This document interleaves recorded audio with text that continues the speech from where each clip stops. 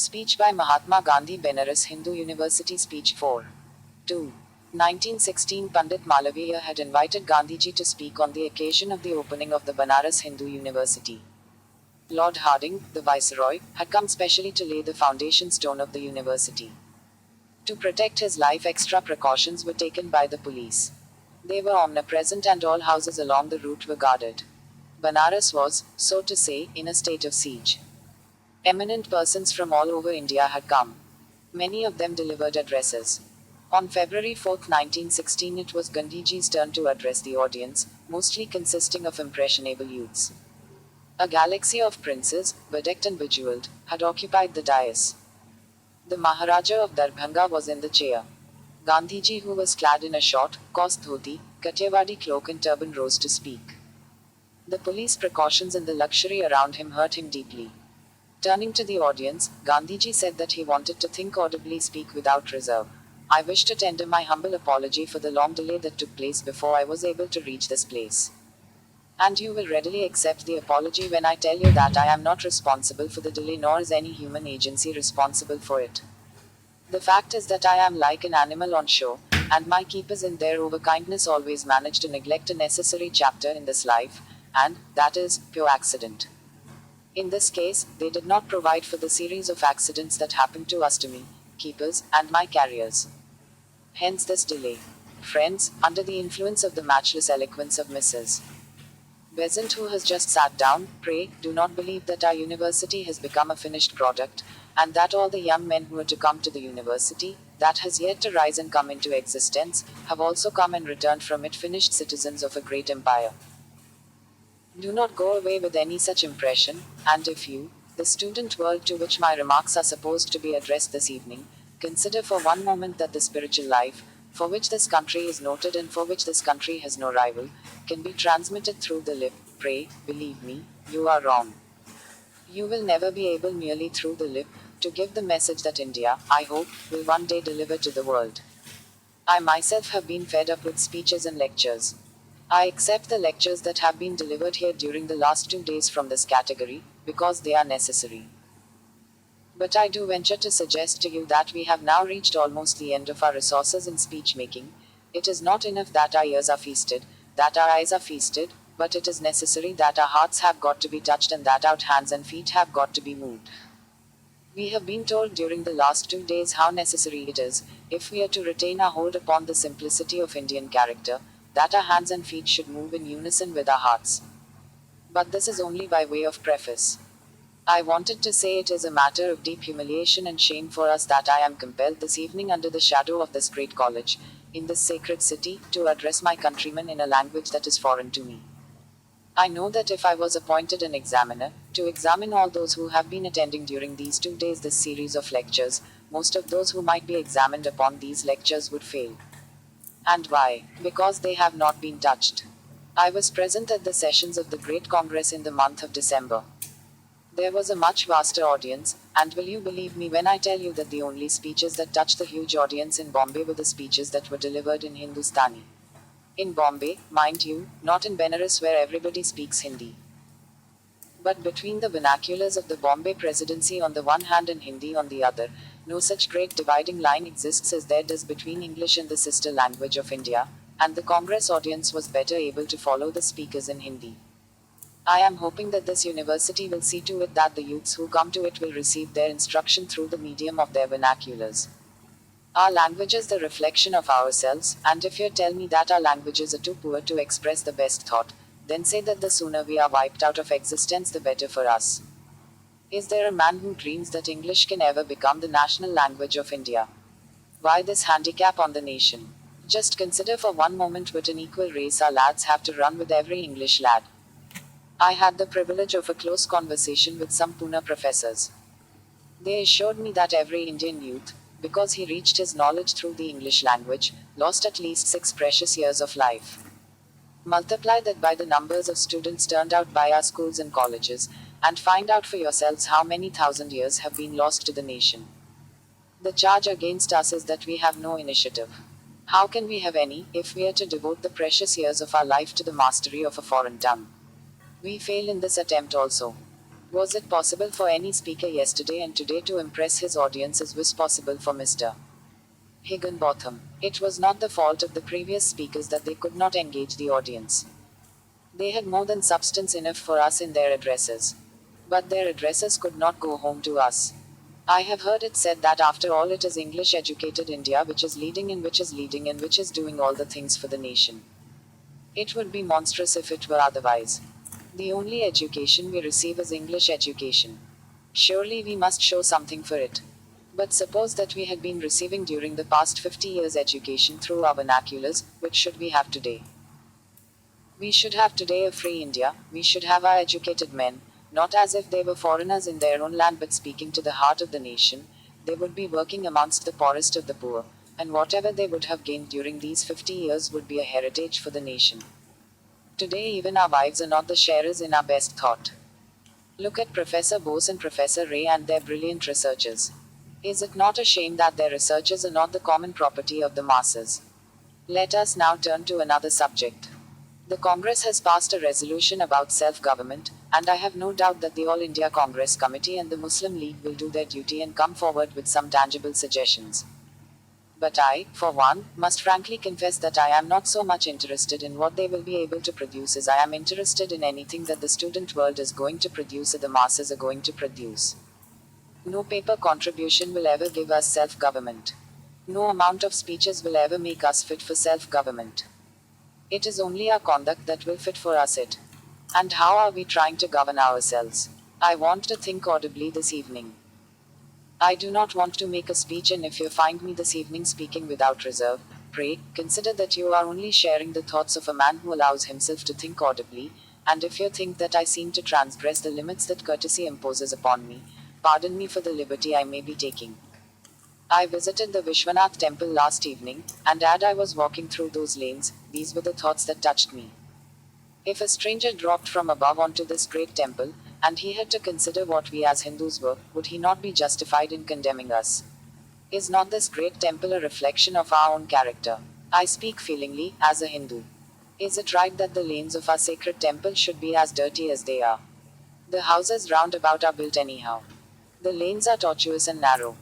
If even our temples are not models of roominess and cleanliness, what can our self-government be? Shall our temples be abodes of holiness, cleanliness and peace as soon as the English have retired from India, either of their own pleasure or by compulsion, bag and baggage?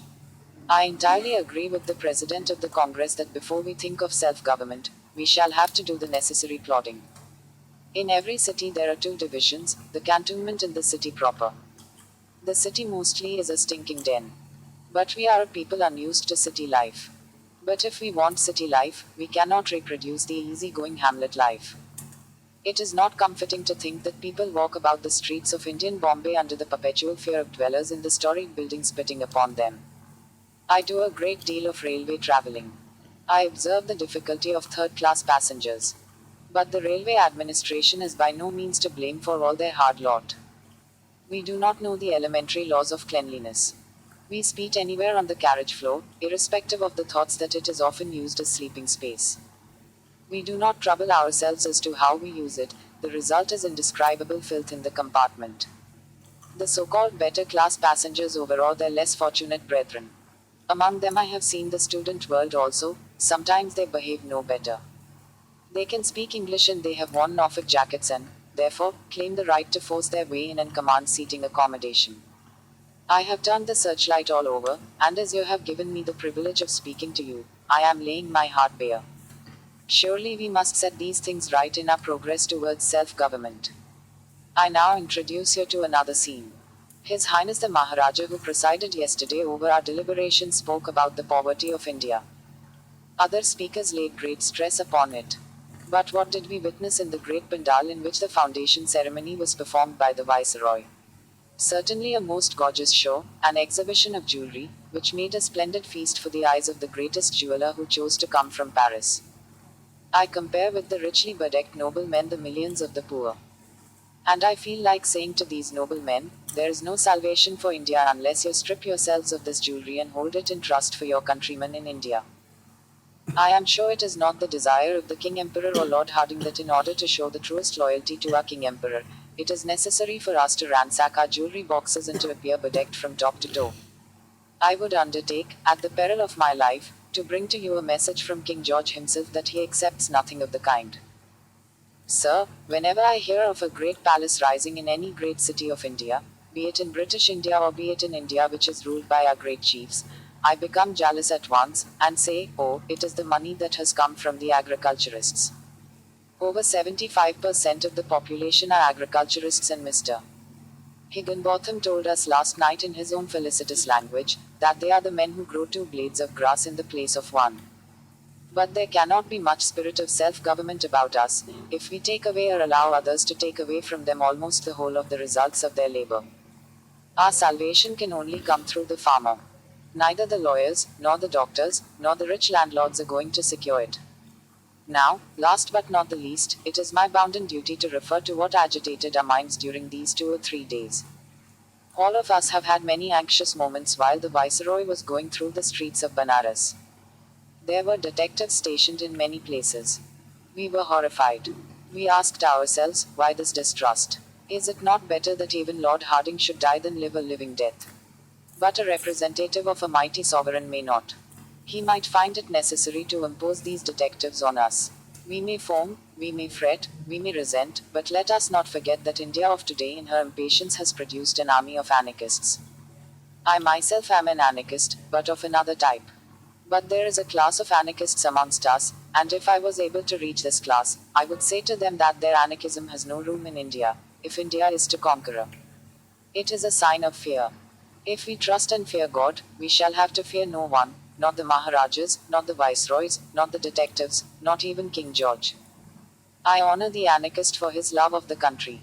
I honor him for his bravery in being willing to die for his country, but I ask him, is killing honorable? Is the dagger of an assassin a fit precursor of an honorable death? I deny it. There is no warrant for such methods in any scriptures.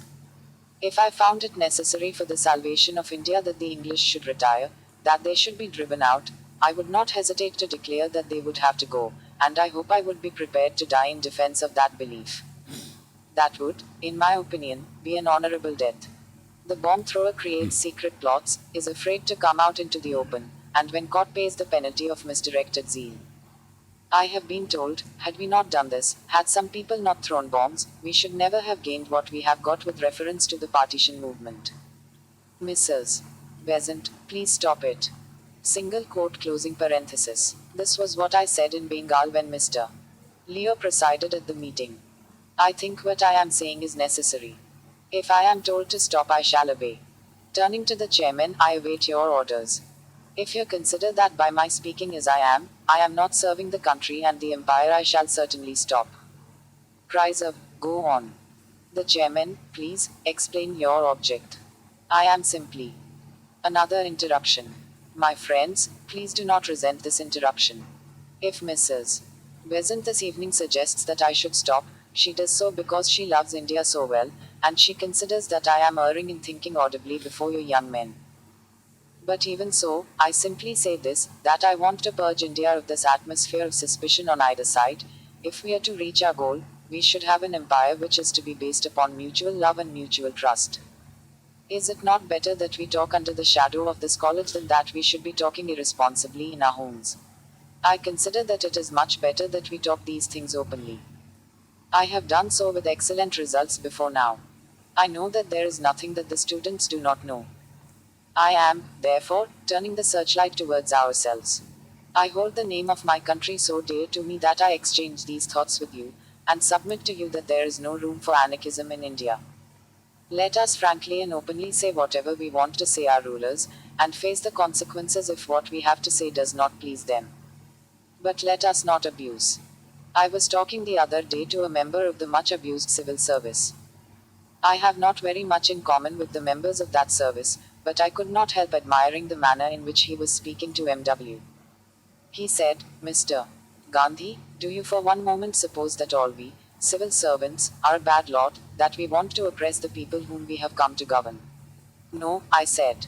Then if you get an opportunity, put in a word for the much abused civil service. And I am here to put in that word. Yes, many members of the Indian civil service are most decidedly overbearing, They are tyrannical, at times thoughtless. Many other adjectives may be used. I grant all these things, and I grant also that after having lived in India for a certain number of years, some of them become somewhat degraded. But what does that signify? They were gentlemen before they came here, and if they have lost some of the moral fiber, it is a reflection upon ourselves. Just think out for yourselves: if a man who was good yesterday has become bad after having come in contact with me, is he responsible that he has deteriorated, or am I? The atmosphere of sycophancy and falsity that surrounds them on their coming to India demoralizes them, as it would many of us. It is well to take the blame sometimes. If we are to receive self government, we shall have to take it. We shall never be granted self government. Look at the history of the British Empire and the British nation. Freedom loving as it is, it will not be a party to give freedom to a people who will not take it themselves. Learn your lesson if you wish to from the Boer War. Those who were enemies of that empire only a few years ago have now become friends. At this point, there was an interruption and a movement on the platform to leave. The speech, therefore, ended here abruptly. Mahatma, pp. 179 to 84, EDN. 1960. Source: this speech is taken from the selected works of Mahatma Gandhi, Volume 5, The Voice of Truth, Part 1, Some Famous Speeches, p. 3 to 13.